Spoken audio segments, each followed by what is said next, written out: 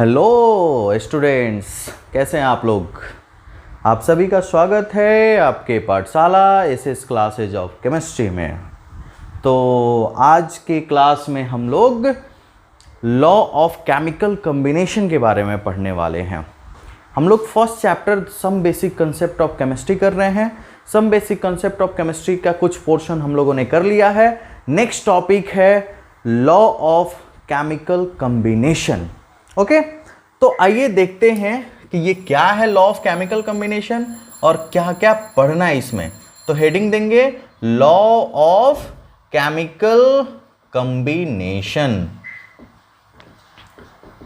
17th century में, है ना, 17th सेंचुरी में साइंटिस्ट लोग ये एक्सपेरिमेंट करके जानने की कोशिश कर रहे थे कि जब कोई दो सब्सटेंस आपस में रिएक्ट करेगा तो फिर प्रोडक्ट का फॉर्मेशन कैसे होगा और किन सर्टेन रूल्स के बेस्ड होगा। ओके, और बहुत सारे साइंटिस्ट ने इस पे सक्सेसफुली एक्सपेरिमेंट किया और उन्होंने अपना थ्योरी दिया या फिर उन्होंने अपना लॉ दिया। उसी को हम लोग जनरलाइज करके बोलते हैं लॉ ऑफ केमिकल कॉम्बिनेशन। आई बात समझ में।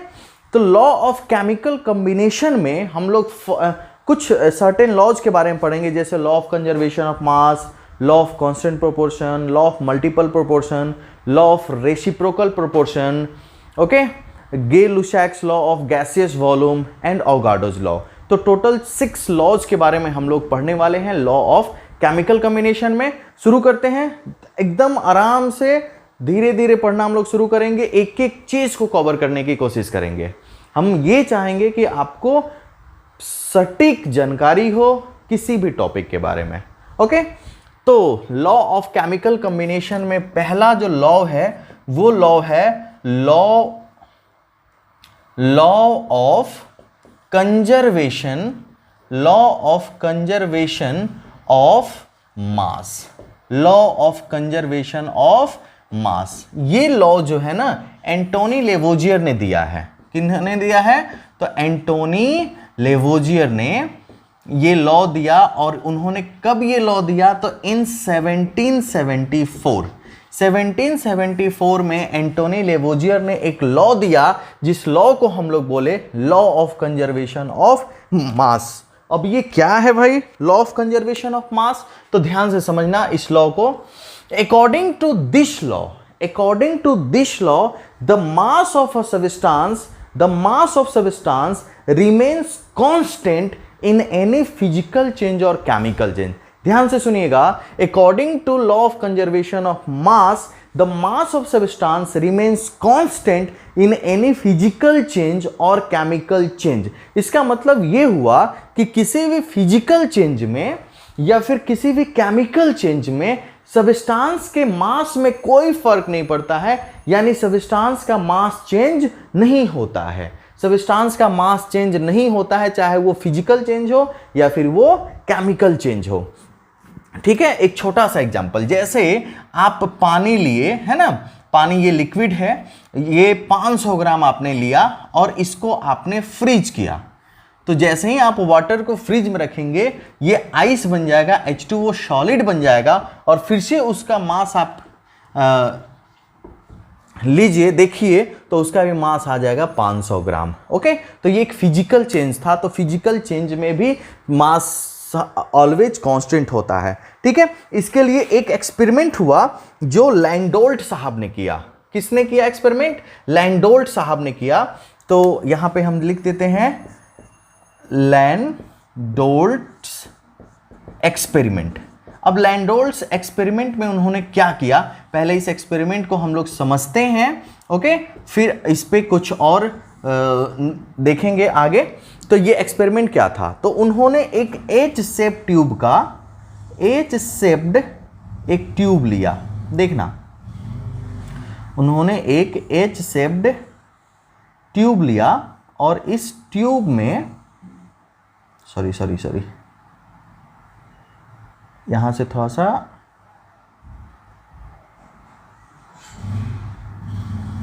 ये ट्यूब था, यहां से इसको ऐसे, चलो थोड़ा सा फिगर मेरा इधर उधर बन रहा होगा, कोई बात नहीं। एच शेप्ड ट्यूब लिया और एक में उन्होंने रखा NaCl सॉल्यूशन को, एक तरफ उन्होंने रखा NaCl सॉल्यूशन को, मतलब NaCl एक्वस इसको बोल देते हैं, NaCl और वाटर के मिक्सचर को, और दूसरी तरफ उन्होंने रखा सिल्वर नाइट्रेट के एक्वस सॉल्यूशन को। किसका रखा? सिल्वर नाइट्रेट के एक्वस सॉल्यूशन को। तो एक तरफ उन्होंने रखा NaCl और दूसरी तरफ रखा उन्होंने सिल्वर नाइट्रेट।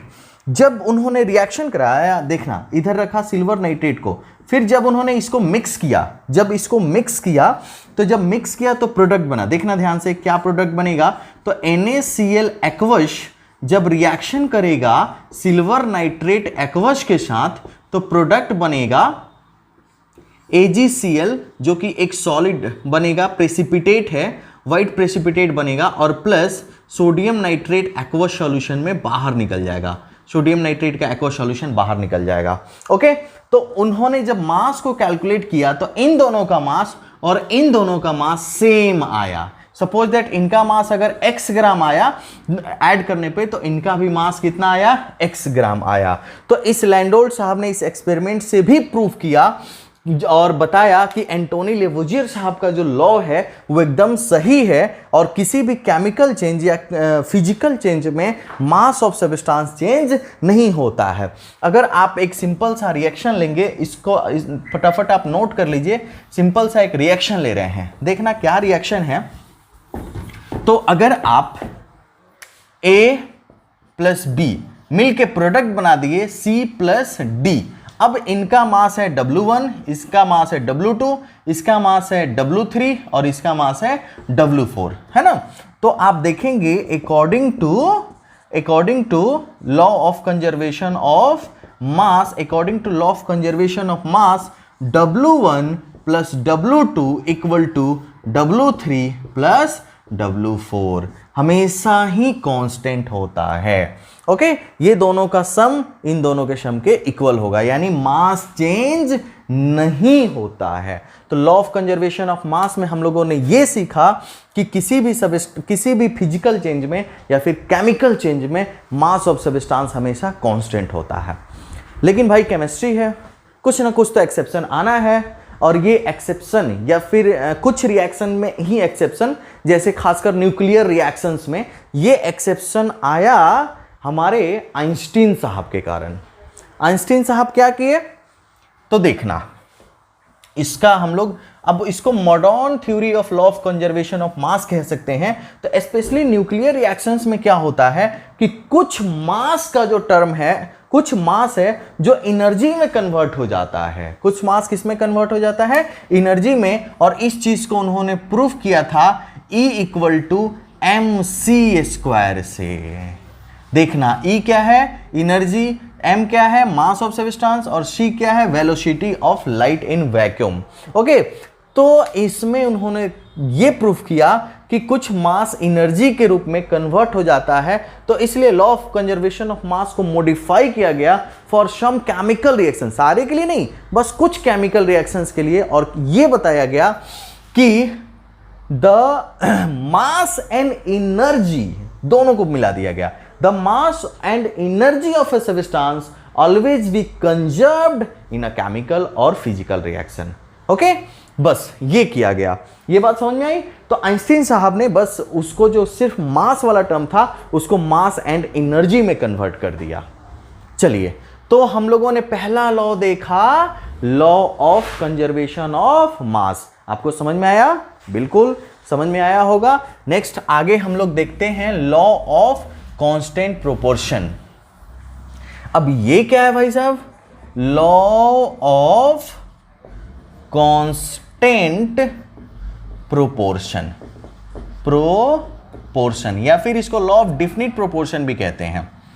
तो एंटोनी लेवोजियर साहब ने यह बताया कि किसी भी सब्सटेंस, किसी भी फिजिकल चेंज और केमिकल चेंज में, मतलब किसी भी रिएक्शन में मास चेंज नहीं होता है।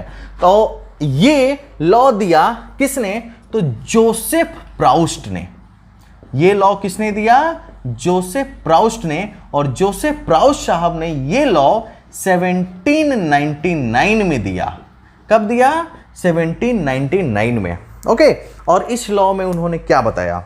इस लॉ में उन्होंने बताया a pure chemical substance always consist of, ध्यान से सुनना, a pure chemical substance always consist of the same elements, always consist of the same elements combined in definite proportion by mass.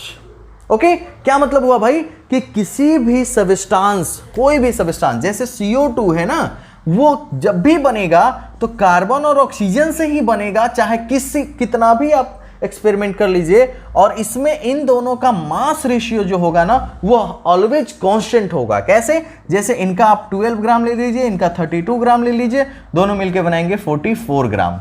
Okay, तो इनका ratio ले लीजिए carbon और oxygen का, तो 12/32 कट के कितना आ जाएगा 3:8, यानी कार्बन और ऑक्सीजन का जो रेशियो होगा कार्बन डाइऑक्साइड बनाने के लिए वो हमेशा 3:8 होगा, चाहे किसी भी मेथड से आप कार्बन डाइऑक्साइड बनाइए, कोई फर्क नहीं पड़ता। सिंपल, ये मेथड 1 देखना, मेथड 1, इस मेथड से भी आप कार्बन डाइऑक्साइड बनाए, C+O2 मिलके क्या बनाया CO2। अब देखना मेथड 2 में आप कार्बन डाइऑक्साइड गैस को कैसे बना रहे हैं, तो जैसे अगर आप HCl का रिएक्शन MgCO3 के साथ करा दीजिए, तो HCl का रिएक्शन जब आप MgCO3 के साथ कराएंगे तो बन जाएगा MgCl2 + H2O + CO2। देखना यहां भी CO2 बना, तो जो रेशियो यहां पे होगा वही रेशियो यहां पे होगा। या फिर आप और भी कोई एक्सपेरिमेंट करके देख लीजिए। अब मेथड 3 में भी आप देख लीजिए, कार्बन डाइऑक्साइड बनाने का मेथड है, मेथड 3 में भी आप देखेंगे तो अगर आप क्या नाम है इसका, चलिए H2SO4 का NaHCO3 के साथ रिएक्शन करा लीजिए सोडियम बाइकार्बोनेट के साथ, तभी भी बनेगा Na2SO4 + H2O और प्लस से फिर से क्या बन जाएगा CO2। तो इसमें भी जो रेशियो होगा वो भी 3:8 होगा। तो इसका मतलब ये कितना भी आप एक्सपेरिमेंट कर लीजिए, अगर कार्बन डाइऑक्साइड बनाना है तो उसमें उसका रेशियो 3:8 ही होगा। ओके, क्लियर है? चलिए अब आगे बढ़ते हैं। इसमें लॉ ऑफ कांस्टेंट प्रोपोर्शन में देखना ध्यान से, तो बहुत ही अच्छा जोसेफ प्राउस साहब ने बता दिया कि भाई कांस्टेंट होगा। चलिए फिर से भाई केमिस्ट्री अपना एक्सेप्शन तो होना ही है, और वो एक्सेप्शन कब आया, तो इसका पहले हम लोग हेडिंग दे देते हैं लिमिटेशंस। ओके, अब देखना ध्यान से, लिमिटेशन नंबर 1 बोला कि C+O2 CO2 बनेगा, हमेशा रेशियो 3:8 होगा। चलिए मान गए भाई साहब, लेकिन तब ना जब ये 12 ग्राम और ये 32 ग्राम वाला हो, लेकिन अगर ये कार्बन 14 ग्राम वाला हो, समझ रहे हैं क्या हम बोल रहे हैं? यस, आइसोटॉप, कार्बन का ये आइसोटॉप है। अगर हम लोग आइसोटॉपिक ले लेते हैं, इसका आइसोटॉप्स ले लेते हैं, और ये 14 ग्राम वाला हो, तो बताइए रेशियो चेंज होगा कि नहीं होगा कार्बन डाइऑक्साइड बनाने के लिए? यस, बिल्कुल होगा। तो है लिमिटेशन तब है, अब इसका परसेंटेज कम है लेकिन है तो ना, तो अगर इनका कम है लेकिन ये है और ये रिएक्शन करेंगे तो ये law of constant proportion follow नहीं होगा, law of definite proportion follow नहीं होगा। तो कब? तो आइसोटॉप्स के केस में, है ना, in case of isotopes the constant proportion is not, या फिर ऐसे बोल दीजिए कि लॉ ऑफ कांस्टेंट प्रोपोर्शन को सेटिस्फाई नहीं करता है जब आइसोटॉप हो तब। ओके, चलिए ये तो पहला लिमिटेशन था, इसको इरेज कर लेते हैं। अब लिमिटेशन नंबर 2, लिमिटेशन नंबर 2 क्या है? आपने आइसोमर के बारे में सुना होगा। अब ये क्या होता है आइसोमर? तो आइसोमर्स वो होते हैं जिनका केमिकल कंपोजिशन सेम होता है, जिनका केमिकल कंपोजिशन सेम होता है। CH3OCH3, ध्यान से देखना, CH3OCH3 और CH3CH2OH दोनों का कंपोजिशन सेम है। कार्बन 2 है, हाइड्रोजन 6 है, हाइड्रोजन 6 है, देखो 3 2 5 1 6। ऑक्सीजन 1 है, लेकिन दोनों अलग अलग कंपाउंड हैं। ये है मिथॉक्सी मीथेन, क्या है ये? Methoxy methane. और ये क्या है? इथेनॉल। अब इस लॉ में तो ये बोला गया कि सेम कंपोजिशन होगा तो उसका डेफिनेट प्रोपोर्शन से एक सब्सटेंस ही बनेगा, लेकिन अब बताइए सेम कंपोजिशन में अलग अलग सब्सटेंस बना कि नहीं बना। इसलिए आइसोमर्स के केस में और आइसोटॉप्स के केस में law of constant proportion follow नहीं होता है। तो इन दोनों केस को छोड़ के बाकी हर जगह आप लॉ ऑफ कांस्टेंट प्रोपोर्शन को फॉलो कर सकते हैं। आइए, आसान सा चीज है कि नहीं है। तो हम लोगों ने लॉ ऑफ कांस्टेंट प्रोपोर्शन देखा, उसका लिमिटेशन देखा। अब एक क्वेश्चन करेंगे इसके बेस्ड और फिर आज का क्लास हम लोग खत्म करेंगे। तो एक क्वेश्चन लिखना, बहुत ही आसान सा क्वेश्चन है, लिखो। Question number 1, in an experiment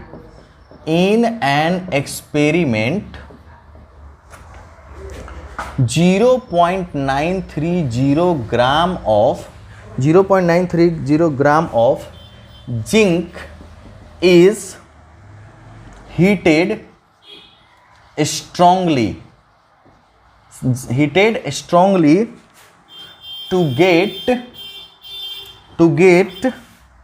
1.158 gram zinc oxide ZnO. Okay. In another experiment, एक दूसरा एक्सपेरिमेंट हो रहा है। In another experiment 1.230 gram zinc is changed। अब इसमें जो जिंक चेंज्ड हो रहा है, changed into ZnSO4 and it heated again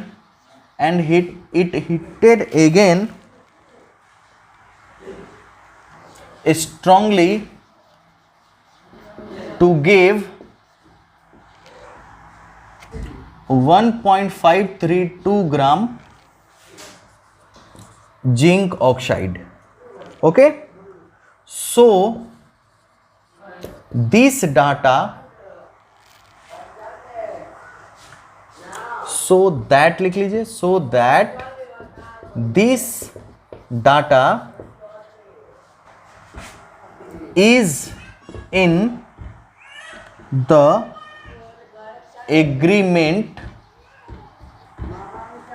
with the law of definite proportion। Okay, चलिए अब ये क्वेश्चन है, अब जिसमें हम लोग को शो करना है कि ये जो डाटा गिवन है वो लॉ ऑफ डेफिनिट प्रोपोर्शन या फिर लॉ ऑफ कांस्टेंट प्रोपोर्शन को शो करता है।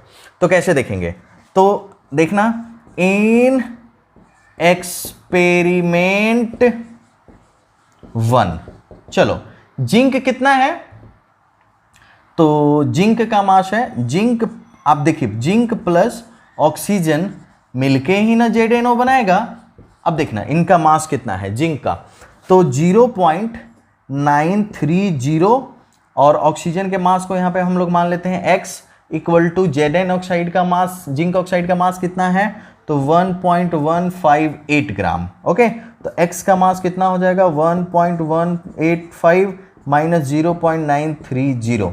अब 0 से 0 गया तो यहाँ पे आ जाएगा 8, 15 से 5 से 3 गया तो 2, और यहाँ पे 11 से 9 गया तो 2, और यहाँ पे 0, तो 0.228 ग्राम आया। अब देखना जिंक बाई ऑक्सीजन, इनका रेशियो निकाल लीजिए, तो इनका रेशियो आया 0.930 बाई 0.228। अगर आप ये रेशियो कैलकुलेट करेंगे तो अप्रॉक्स में आंसर आएगा आपका 4.07। इसका मतलब जिंक और ऑक्सीजन का रेशियो 4.07:1 आया। ठीक है, एक्सपेरिमेंट 1 में। अगर ये भी यही डाटा एक्सपेरिमेंट 2 में आएगा तो इसका मतलब ये लॉ ऑफ कांस्टेंट प्रोपोर्शन को वेरीफाई करता है। तो इन एक्सपेरिमेंट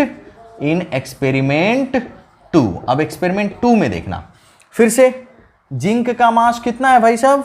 जिंक है 1.532 ग्राम।